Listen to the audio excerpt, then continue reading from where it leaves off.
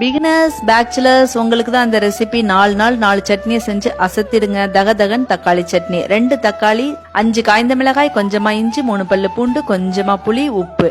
நல்லா நைஸா அரைச்சிட்டு இதை தாளிச்சுக்கலாம். எல்லாத்துக்கும் ஒரே தாளிப்பு தான், அப்படியே ஃபாலோ பண்ணிங்க. எண்ணெய், கடுகு, உளுத்தம்பருப்பு, கருவேப்பிலை நல்லா பொரிஞ்சோன்னா சட்னியில சேர்த்துக்கலாம். தகதக தக்காளி சட்னி ரெடி. கம கம கொத்தமல்லி சட்னி. ஒரு கைப்பிடி அளவு கொத்தமல்லி, 2 பச்சை மிளகாய், இஞ்சி, ஒரே ஒரு வெங்காயம், பெரிய வெங்காயம், பாதி தேங்காய், உப்பு.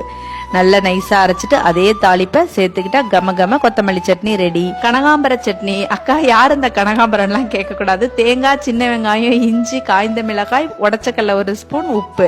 தேங்காய் உடைச்சு அந்த தண்ணியை ஊத்திக்கோங்க. அல்டிமேட்டா இருக்கும் சட்னி. நல்லா நைஸா அரைச்சிட்டு அதே தாளிப்பு தான். அடிக்கடி நம்ம ரெசிபிஸ்ல போடுற கெட்டி மல்லிகைப்பூ சட்னி தான். தேங்காய், ஒரே ஒரு பெரிய வெங்காயம், கொஞ்சமா இஞ்சி, பச்சை மிளகாய், உப்பு, அவ்வளவுதான். நைஸா அரைச்சிட்டு அதே தாளிப்பு தான். பேச்சுலர்ஸ் பிகினர்ஸ் ஒரு கமெண்ட் போட்டு லைக்க தட்டிட்டு போயிடுங்க.